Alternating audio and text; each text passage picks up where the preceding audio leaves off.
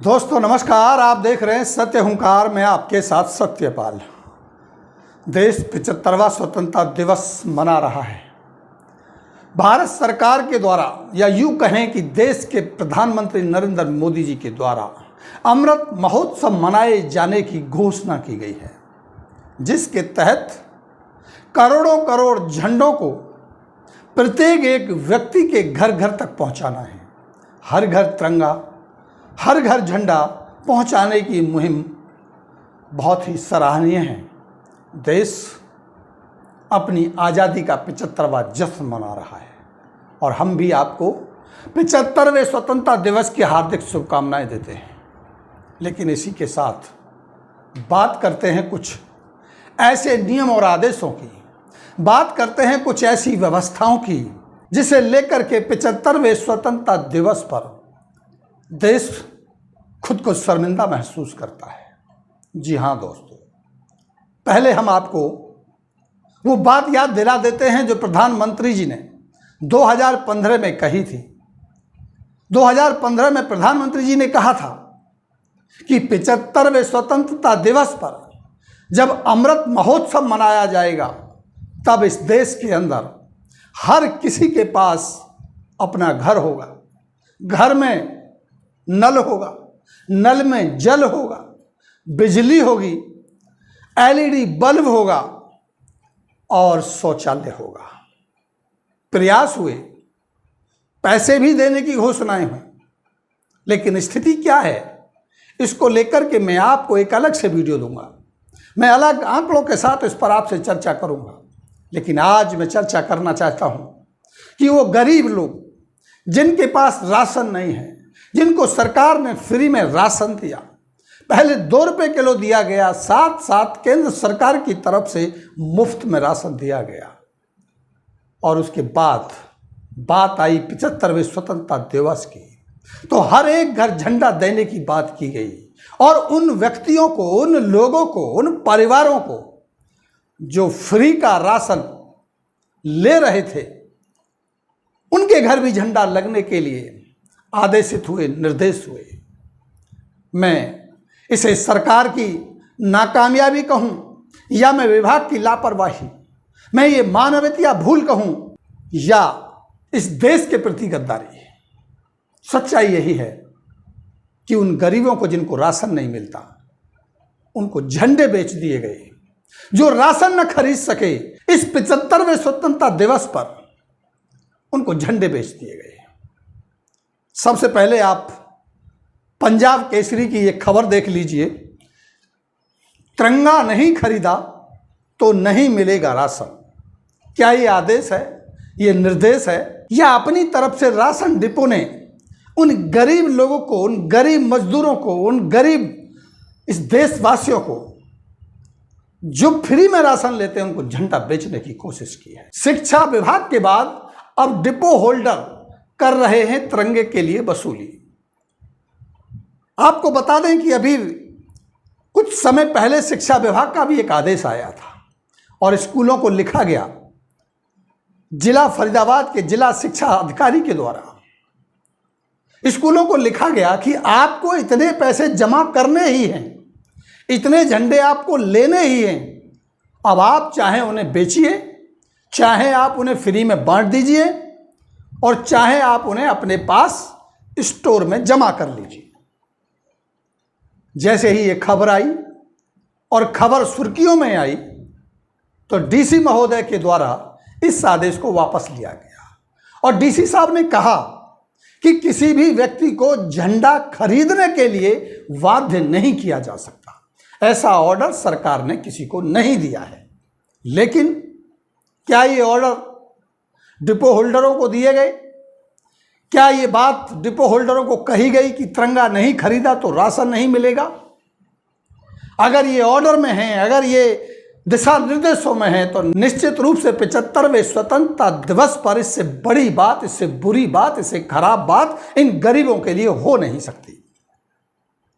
लेकिन अगर हम बात करें एक और ट्वीट या एक और खबर की, जो भारतीय जनता पार्टी के खास नेता वरुण गांधी जी कहते हैं वरुण गांधी को हमेशा सरकार को लेकर के और अपनी स्पष्टता को लेकर के सुर्खियों में रहते हैं।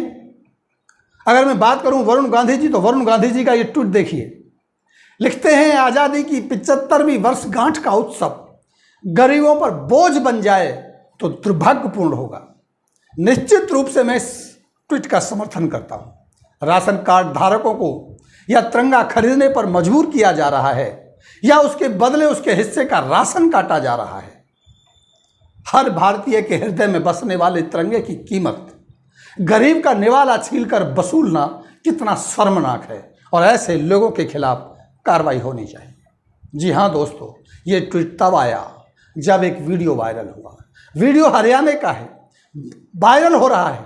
बहुत सारे लोगों ने उसको कट करके अपनी वॉल पे भी डाला है, अपने मैसेजों में भी डाला है। वो वीडियो भी मैं पहले आपको दिखा देता हूँ। ये वीडियो आप देख लीजिए और सुन लीजिए कि आखिर ये लोग क्या कह रहे हैं। इनके पास पैसे नहीं है झंडा खरीदने के लिए, इनके पास पैसे नहीं है राशन खरीदने के लिए, पैसे कहाँ से लाएं?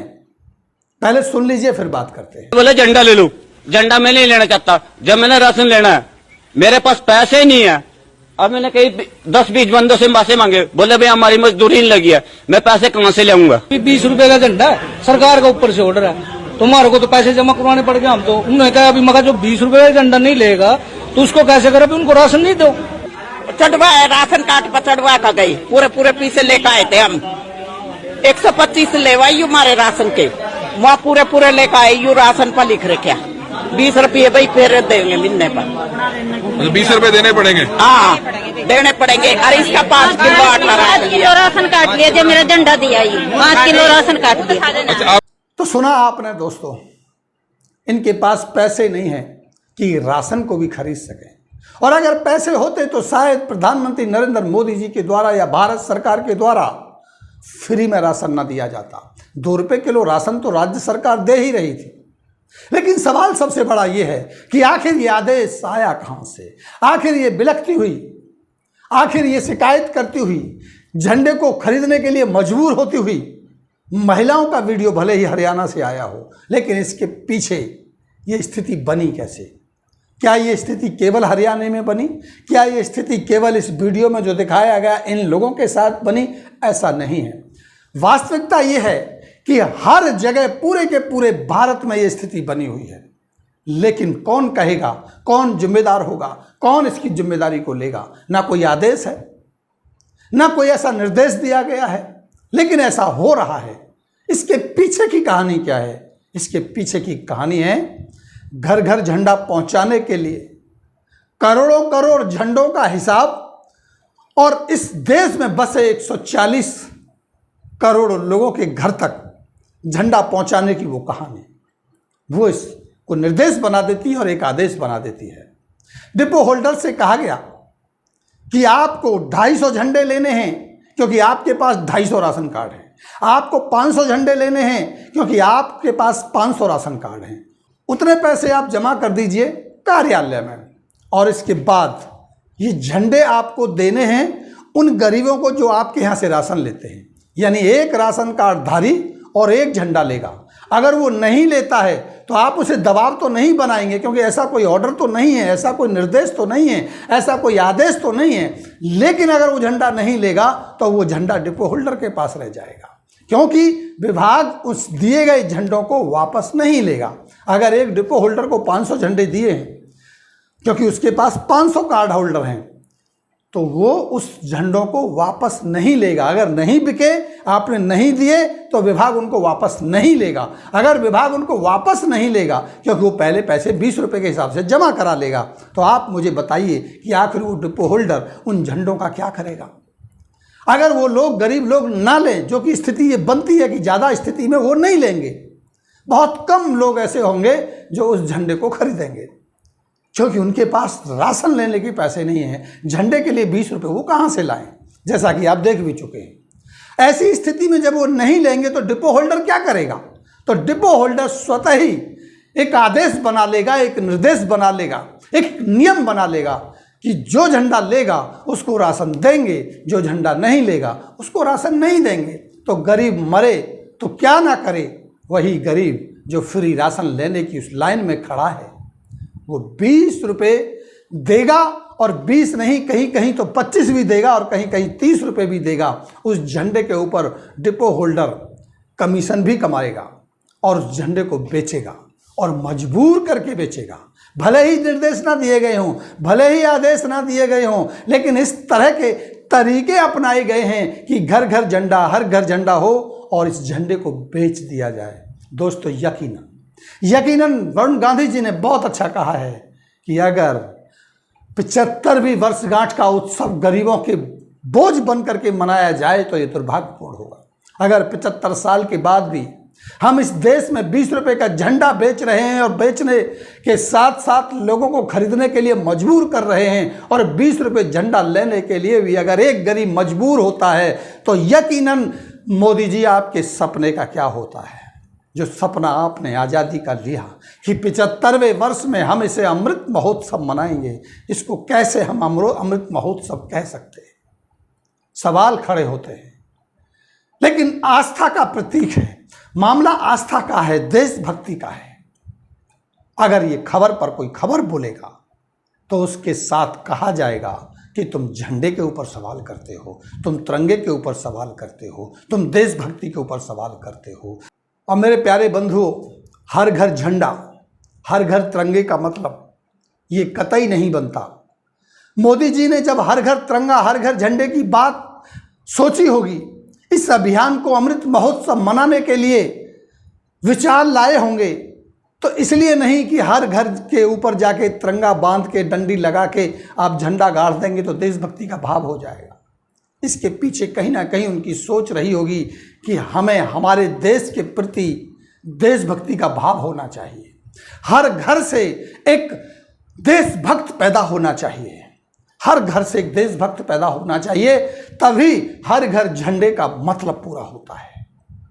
तो मैं इसकी आलोचना करता हूं कि अगर एक गरीब को, जिसके पास राशन लेने के पैसे नहीं हैं, और उन्हें झंडा खरीदने के लिए मजबूर किया जाए, क्यों ना उसी क्षेत्र के लोग जो समाज सेवी हैं, जो नेता हैं, जो राजनीति करते हैं, क्यों ना वो लोग हर एक डिपो पर जाएं और उन गरीबों को अपनी तरफ से उस डिपो वाले के यहाँ से झंडा खरीद के और उन गरीबों को फ्री में बांट दें, ताकि वो डिपो होल्डर भी मजबूर होकर के किसी भी गरीब को झंडा खरीदने के लिए मजबूर ना करे। क्यों ना वो समाज से भी डिपो होल्डर्स पे जाएं, जो डिपो होल्डर्स को झंडे दिए गए हैं उससे झंडा खरीदें, और खरीद करके उन्हीं गरीबों को जिनके राशन कार्ड हैं, जो वहाँ लाइन में लगे राशन ले रहे हैं, उनको फ्री में बांट दें। क्या हमारा ये नैतिक दायित्व बनता है? तो ना किसी ऑर्डर की अवहेलना होगी, ना किसी आदेश के ऊपर किसी गरीब को मजबूर होना पड़ेगा। तो यकीनन आप जुड़े रहिए हमारे साथ। अगले वीडियो में हम मिलते हैं मोदी जी के सपने को लेकर के कुछ और आंकड़ों के साथ कि कितना सपना पूरा हुआ। और चलते चलते ये संदेश अभी आप सुन लीजिए और उसके बाद हम फिर मिलते हैं। अंत में आपको एक बार फिर जय हिंद साथियों, आप सभी को आने वाले 76वें स्वतंत्रता दिवस की हार्दिक शुभकामनाएं और बहुत बहुत बधाई। आओ हम सब मिलकर इस पावन पर्व पर अपने राष्ट्र को सशक्त करने का संकल्प लें। धन्यवाद। जय हिंद, जय भारत, वंदे मातरम।